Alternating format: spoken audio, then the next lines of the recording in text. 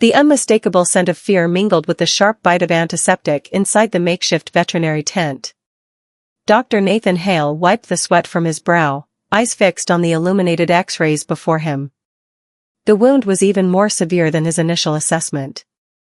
A deep spear puncture, likely from a poacher's weapon, had torn into the lion's left shoulder, infection now threading through the surrounding tissue. "This doesn't look promising," Nathan confessed to Dr. Sophia Chen, who was studying the blood work at his side. "The infection is spreading fast, and his white cell count is alarmingly elevated. If we delay any further..." He didn't need to complete the statement. They both understood, without immediate intervention, the majestic male they'd named Atlas would succumb within days, perhaps hours. 3 days earlier, anti-poaching rangers had discovered the collapsed lion near the Serengeti's boundary. Transported to their Tanzanian rehabilitation facility, Atlas arrived emaciated, his proud mane caked in dried blood and dirt. Initial sedation allowed for examination, revealing the spear wound alongside critical dehydration and malnutrition. Now, despite aggressive fluid therapy and antibiotics, Atlas showed little response. The infection resisted standard protocols, his condition declining with alarming speed. "We must debride that wound thoroughly and install a surgical drain," Nathan decided, concern tightening his voice. "The antibiotics simply aren't reaching the infected pocket." Sophia nodded agreement, though her expression betrayed hesitation. "His vitals remain unstable. Another full sedation could push him past the point of return." Nathan studied the lion through the reinforced glass. Even weakened, Atlas commanded respect, over 400 pounds of evolutionary perfection, claws and teeth honed for survival. Partial sedation paired with local anesthesia, Nathan proposed, thinking aloud. Enough to settle him, not enough to compromise his breathing further. Sophia's expression darkened. Even partially sedated, he'd maintain considerable strength and awareness. Standard protocol demands full sedation or mechanical restraints. Nathan understood the rationale behind these protocols, they existed to protect everyone involved. Yet something deeper told him Atlas couldn't weather another complete sedation. Through the lion's pain-glazed eyes burned an unmistakable will to live, a fierce intelligence that resonated somewhere primal in Nathan's chest. "I'm going in with minimal sedation," he announced abruptly. "Enough to dull the edge, nothing more." Sophia objected immediately.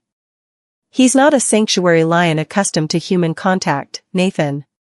He's wild, wounded, and dangerous. One strike and you're dead. If we don't address that infection properly, he dies anyway," Nathan countered. "And I genuinely believe another full sedation would finish him. Sometimes individual circumstances demand protocol deviation." The debate stretched nearly an hour until Dr. Leonard Mbeki, the center's director, was summoned to mediate.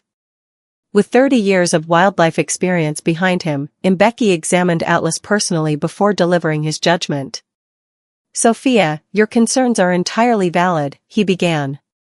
"In standard circumstances, I'd endorse your position completely. However, Nathan's assessment of Atlas's respiratory vulnerability is accurate. Complete sedation may indeed prove fatal." He turned toward Nathan, expression weighted. "That said, entering that enclosure with only partial sedation violates every safety regulation this center maintains. Should you proceed, I cannot sanction this as an official institutional procedure." The implication resonated clearly. Nathan would carry this entirely alone, physically, professionally, every consequence his alone to bear. "I understand," Nathan replied quietly. Word of the unconventional intervention spread rapidly through the small rehabilitation center. Reactions ranged from genuine concern to open skepticism, tempered by reluctant respect for Nathan's willingness to risk himself. "You don't have to do this," Sophia said while assisting with the specialized medical kit destined for the enclosure. "We could explore another antibiotic regimen, or..." "We've already attempted 3 combinations," Nathan interrupted gently. "His kidneys are showing strain, and the infection continues advancing. This represents his best remaining option." The partial sedation dart delivered its calculated dose, sufficient to calm without further stressing Atlas's compromised system. Through the observation window, Nathan watched the drugs take gradual effect. The lion's heavy lids drooped, yet awareness remained, amber eyes tracking movement beyond the glass. Remember, Mbeki instructed as Nathan prepared for entry, any shift toward agitation or aggression, you exit immediately. The emergency team maintains position. Nathan nodded, his mouth suddenly dry. Despite his outward certainty during Sophia's objections, he remained acutely conscious of the danger awaiting him. He'd worked extensively with lions throughout his career, always behind appropriate barriers or under complete sedation. This contradicted everything his professional training had instilled. Yet something about this particular lion, the dignity in his suffering, the intelligence behind those amber eyes, had forged an inexplicable bond that transcended institutional protocols. Nathan couldn't articulate it rationally, but he trusted that Atlas would comprehend his purpose. The security door slid open. Nathan inhaled deeply and stepped across the threshold. The enclosure contracted around him, air thick with the musk of apex predator. Atlas lay on fresh straw, his massive head lifting slightly at Nathan's approach. Despite the sedation's influence, those amber eyes fixed upon him with unnerving clarity. "Easy, big guy," Nathan murmured, employing the measured cadence developed throughout years of wild animal practice. "I'm only here to help." He advanced slowly, each movement deliberately telegraphed. Atlas tracked him, muscles visibly tensing beneath tawny fur, yet remaining recumbent. At 5 feet, close enough to distinguish individual whiskers and golden flecks in those watching eyes, Nathan lowered himself slowly, placing his medical kit on the ground. Atlas's ears swiveled forward, his focus never shifting from Nathan's face. "I need to examine that wound, buddy." Nathan maintained his soothing rhythm, extending his hand gradually. What followed would spark years of professional discourse among wildlife specialists. Rather than retreating or preparing to strike, Atlas shifted his weight, angling his injured shoulder toward Nathan with clear intention, as if comprehending the human's purpose. Hard hammering, though his surgical hands remained steady, Nathan made contact with the lion's immense shoulder. Atlas flinched slightly at the touch, yet held position, eyes still locked on Nathan's face with an intensity that seemed to bridge the evolutionary divide between them. As Nathan began his examination, he recognized the profundity of this moment, a connection between human and wild predator defying conventional understanding. He couldn't yet know how profoundly the coming minutes would reshape everything he believed about these magnificent animals. The wound exceeded his earlier assessment. Infection had excavated a significant cavity beneath the surface, dark purulent material seeping from the original puncture. Surrounding muscle radiated heat and tension against his gloved fingers. "This requires thorough cleaning and drain placement," Nathan explained softly, his steady cadence maintaining Atlas's calm. Each movement remained slow, deliberate as he accessed his medical supplies. Beyond the observation glass, the emergency team maintained vigilant readiness, tranquilizer rifles poised. Sophia watched with compressed lips, her expression merging professional concern with dawning admiration. "Vitals remain stable," she reported, monitoring Atlas's telemetry. "Respiratory rate slightly elevated, but within acceptable parameters." Nathan worked methodically, antiseptic cleansing, careful debridement of necrotic tissue. Atlas flinched at particularly sensitive touches, yet never moved to withdraw or retaliate. His amber gaze remained fixed on Nathan's face with an attention that suggested something beyond simple animal awareness. "Nearly finished, big guy," Nathan breathed as he prepared the surgical drain. "This may sting momentarily, but it will help you heal." As the drain seated into position, Atlas emitted a low, resonant growl that vibrated through Nathan's hands. Muscles coiled beneath the lion's hide, and for one suspended heartbeat, Nathan braced for violence. Outside, emergency personnel adjusted their tranquilizer aims. Instead, Atlas turned his massive head, their faces now separated by inches, and met Nathan's eyes directly.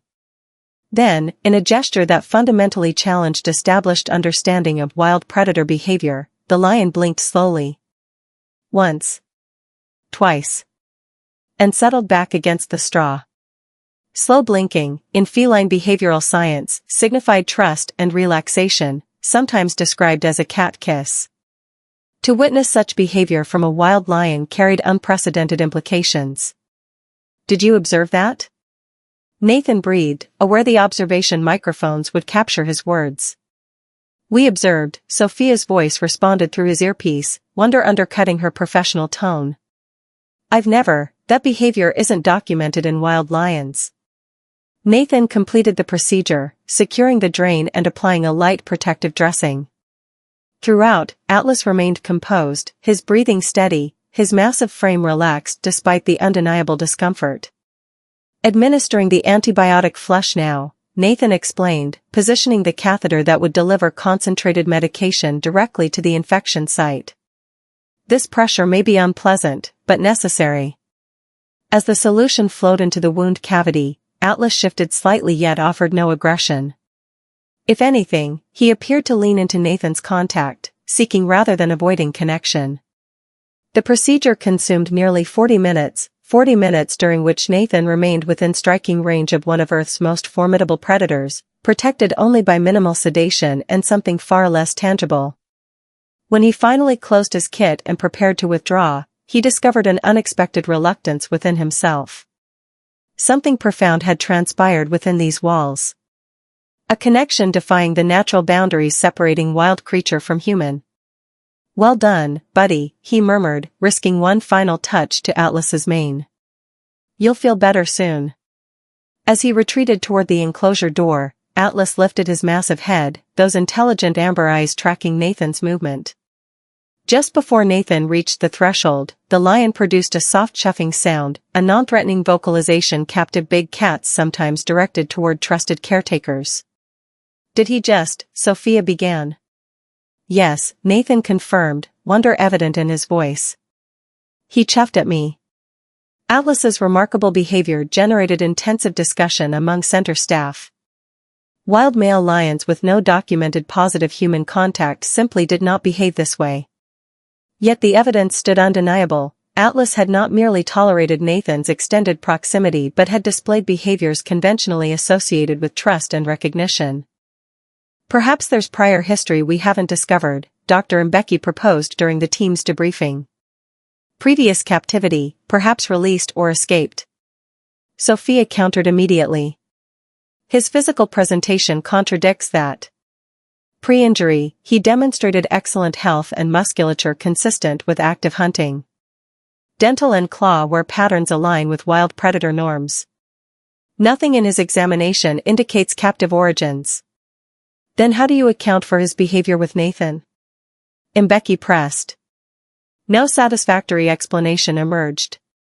Nathan remained largely silent throughout the discussion, his thoughts revisiting those moments of profound connection within the enclosure. Atlas's eyes had conveyed something beyond mere recognition, an awareness, an intelligence that had felt almost like acknowledgement, though they had never previously encountered one another. Over the following 3 days, Atlas demonstrated accelerating improvement. The drain functioned effectively, infected material evacuating while the wound initiated internal healing. His fever resolved, blood work revealed his white cell count trending downward toward normal parameters. Most remarkably, his unusual comfort with Nathan persisted even as the partial sedation's effects completely dissipated. "He appears to recognize you specifically as his physician," Sophia observed on the 4th post-procedure morning as they monitored Atlas through the observation window. "Complete alertness, zero residual sedation, yet he remains consistently calm whenever you approach the glass." This assessment proved accurate. While Atlas exhibited typical wariness toward other staff members, often retreating to his enclosure's far side during their observations, he would actively approach the barrier when Nathan appeared, sometimes pressing his massive head against the glass as though seeking continued connection. "I've never witnessed anything comparable," Dr. Mbeki admitted. 3 decades in wildlife medicine, and I've never observed this degree of selective human-specific comfort from a wild predator." The mystery deepened when the anti-poaching unit that had discovered Atlas provided additional information. According to their documentation, he was believed to be a dominant male from a pride ranging along the Serengeti's northeastern boundary. Trail camera footage had captured him repeatedly over 3 years, confirming his wild status. No evidence suggested previous captivity or positive human interaction. On Atlas's seventh day in care, the medical team determined the drain could be removed and the wound definitively closed. The infection had cleared, healthy granulation tissue now filled the cavity. However, this procedure presented identical challenges to the initial intervention, requiring close contact with a now fully alert predator. "We should employ full sedation this time," Sophia argued during the planning session. "His stabilized condition can tolerate it safely." Nathan disagreed. "I don't believe that's necessary. His behavior during my daily observations has remained consistently calm. The same minimal sedation approach should suffice, enough to mitigate potential anxiety, nothing more." Dr. Mbeki regarded Nathan thoughtfully. "You're suggesting the lion's demonstrated behavior indicates voluntary cooperation with another medical procedure." "I'm suggesting he's exhibited unprecedented trust and comfort with my specific presence," Nathan clarified. "This may permit less invasive intervention than full sedation requires." Further debate ensued, though ultimately, given the initial procedure's success and Atlas's sustained positive response to Nathan, Dr. Mbeki authorized another minimal sedation protocol. As Nathan prepared for his second enclosure entry, the visceral fear accompanying his first intervention had transformed into something else entirely. Anticipation. Eagerness to experience again that profound connection with the magnificent predator awaiting him.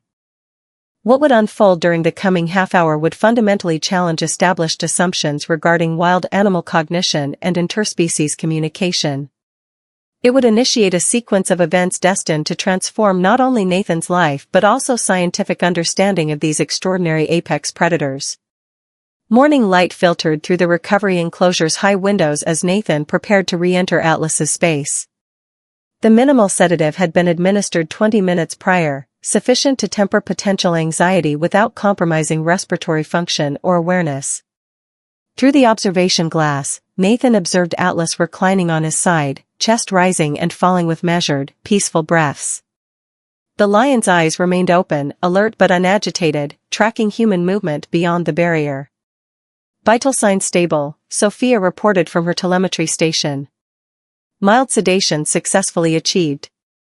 He remains fully conscious and aware." Nathan nodded, centering himself with a deep breath.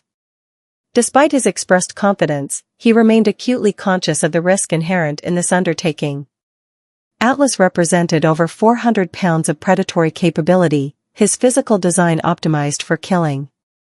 The extraordinary trust that had developed between them, however remarkable, offered no absolute guarantee. "Remember," Dr. Mbeki reiterated, his hand resting briefly on Nathan's shoulder. "Any indication of agitation or aggression?" "I exit immediately," Nathan completed. "I understand the parameters completely." The security door opened. Nathan crossed the threshold employing the same measured, deliberate movements that had characterized his first entry. Atlas's head elevated instantly, amber eyes concentrating on Nathan with that particular intensity that continued to evoke something primal in the veterinarian's awareness. "Good morning, big guy," Nathan greeted softly, maintaining direct eye contact while advancing. "Time to address that drain."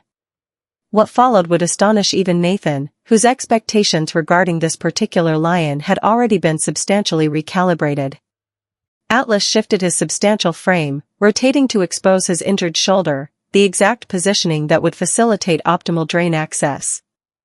The deliberate nature of this adjustment suggested comprehension not merely of Nathan's helpful intentions but of the specific procedural requirements. Behind the observation glass, Sophia audibly inhaled. That was?"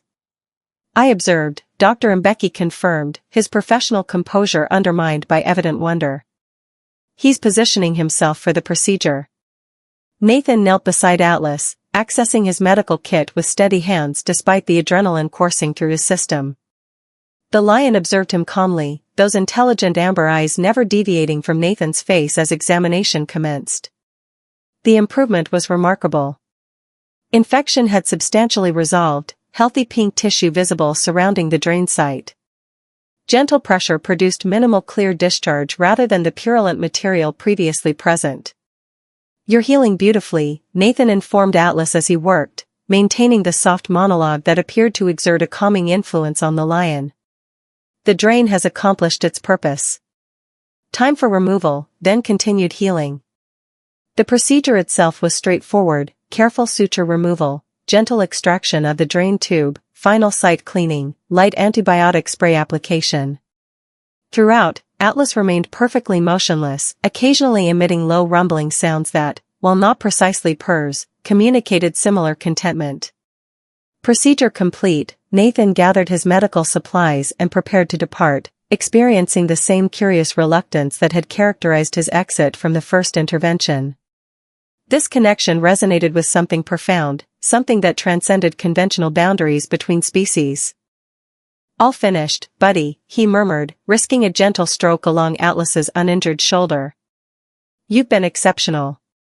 As Nathan rose to withdraw, Atlas did something that would subsequently be examined countless times through the center's security footage. The massive lion rose to his feet, something he had not done during either of Nathan's previous enclosure visits, and deliberately positioned himself between Nathan and the exit. Outside, emergency personnel raised their tranquilizer rifles. Sophia's voice sharpened through Nathan's earpiece. "Remain stationary, Nathan. He's blocking your egress." Yet Nathan perceived no threat in Atlas's posture, no predatory intent in his movement. The lion halted a few feet distant, their eyes meeting in that same profound connection that had defined their interactions from the beginning. Then, in a gesture that fundamentally defied established understanding of wild predator behavior, Atlas lowered his enormous head and pressed his forehead gently against Nathan's chest. The closest possible approximation to the affectionate headbutt domestic cats offer humans they trust implicitly. The contact endured perhaps 2 seconds before Atlas stepped aside, clearing Nathan's path to the door. The communication seemed unmistakable: acknowledgement, possibly gratitude, followed by permission to depart. Nathan exited the enclosure with his external composure intact, though his hands trembled slightly as the security door sealed behind him. His colleagues regarded him in stunned silence, the implications of what they had collectively witnessed still processing. "That was," Dr. Mbeki began, then shook his head, momentarily wordless. "Extraordinary," Sophia completed, her earlier skepticism entirely dissolved. "There's no established protocol for this, is there?" "None whatsoever," the director admitted. In the subsequent days, Atlas's recovery accelerated impressively. The wound healed cleanly, his appetite normalized, and his comprehensive condition improved sufficiently that the team began discussing the rehabilitation's next phase, eventual wild release. This prospect evoked a complex intermingling of professional satisfaction and personal melancholy for Nathan. As a wildlife veterinarian, he understood that successful rehabilitation ultimately necessitated returning animals to their natural habitat. Yet the connection he had forged with Atlas resonated with significance that transcended professional parameters. 2 weeks following drain removal, with Atlas now fully recovered, the team assembled to finalize release logistics. The lion would be transported to the northeastern Serengeti, near his original discovery location, fitted with a tracking collar to monitor his wild reintegration. Latest satellite telemetry confirms his pride remains within the same territory, Dr. Mbeki explained, referencing projected maps. With his strength restored, he should successfully reclaim his position or establish adjacent territory. Nathan nodded, maintaining professional composure despite the emotional complexity beneath his surface. "Transport scheduled?" "Day after tomorrow," Mbeki confirmed. "Full sedation for the journey, dawn release when tourist traffic is minimal." That evening, as most staff departed for the day, Nathan found himself drawn to the observation area. Atlas was awake, pacing his enclosure with the powerful, fluid movement characteristic of a prime predator, a dramatic transformation from the weakened, infected creature they had received weeks earlier. As though sensing Nathan's presence, the lion paused, rotating his massive head toward the observation window. For an extended moment, their eyes met across the transparent barrier, amber against blue, predator facing human, in a connection that seemed to suspend the natural order. The release proceeded smoothly, the team observing from appropriate distance as Atlas emerged from his transport container into the golden illumination of a Serengeti dawn. The lion hesitated, sampling the air of his native territory, then moved deliberately toward a nearby ridge offering strategic vantage over the surrounding plains. At the summit, he halted and turned, his gaze sweeping across the vehicles and humans witnessing his return. Nathan raised his binoculars, focusing on Atlas's face, and found the lion's amber eyes seemingly directed at him specifically, despite the considerable intervening distance. Then, with a single flick of his tawny tail, Atlas descended the ridge's far slope and vanished. The tracking data accumulated over subsequent months documented successful reintegration. Atlas reclaimed his position within his original pride, his territory expanding to encompass the area where he had been rescued. Occasionally, reviewing the GPS coordinates, Nathan noted with quiet satisfaction that Atlas appeared to deliberately avoid poacher-frequented areas, as though his near-fatal encounter had imparted lasting awareness. 6 months following release, Nathan returned to the Serengeti for routine wildlife monitoring. Establishing camp near a water source within Atlas's documented territory, he maintained minimal expectation of actually encountering the lion. Wild predators typically avoid human proximity, and Atlas, regardless of their extraordinary connection during rehabilitation, had presumably readapted to his natural caution. On the second night, as Nathan sat alone by the campfire following his team's retirement to their tents, a familiar sound emerged from the darkness beyond the perimeter. A soft, chuffing vocalization he recognized immediately. Heart accelerating, Nathan seized a spotlight and directed its beam toward the sound's origin. There, positioned precisely at the light's extreme reach, sat a magnificent male lion distinguished by a distinctive dark mane. Atlas had approached the camp, maintaining sufficient distance to preserve appropriate boundaries yet close enough for clear recognition. For several suspended minutes, man and lion regarded one another across the illuminated gap, the connection between them somehow persisting despite months of separation and Atlas's complete return to wild existence. Then, with a low rumble that carried distinctly through the night air, the lion rose and dissolved back into the savanna darkness. Nathan's documentation of this encounter, combined with the recorded interactions during Atlas's rehabilitation, ultimately formed the foundation of a groundbreaking study examining lion cognition and interspecies recognition. The resulting publication in the Journal of Comparative Psychology challenged established assumptions regarding wild animal cognitive capacity and the potential for meaningful connection across species boundaries. For Nathan personally, this experience fundamentally transformed his approach to wildlife medicine and conservation. He developed specialized rehabilitation protocols for injured predators incorporating insights derived from his work with Atlas, emphasizing minimally invasive interventions and recognition of individual animal temperament and intelligence. The tracking collar's transmission ceased after 3 years, its battery depleted. However, occasional sightings by park rangers and research teams confirmed Atlas's continued thriving in his natural habitat. Some reported that, unlike most lions in the region, he exhibited unusual tolerance toward research vehicles, occasionally approaching sufficiently close for clear photography before continuing his purposeful trajectory. And on rare occasions when Nathan returned to the Serengeti for professional purposes, local guides would recount stories of a magnificent dark-maned lion that sometimes materialized near human encampments during the night hours, watching silently from just beyond the firelight before withdrawing into the wild domain that rightfully claimed him. A sovereign acknowledging the human who had once preserved his existence. The boundary dividing their worlds momentarily dissolved by something science could observe but never fully articulate.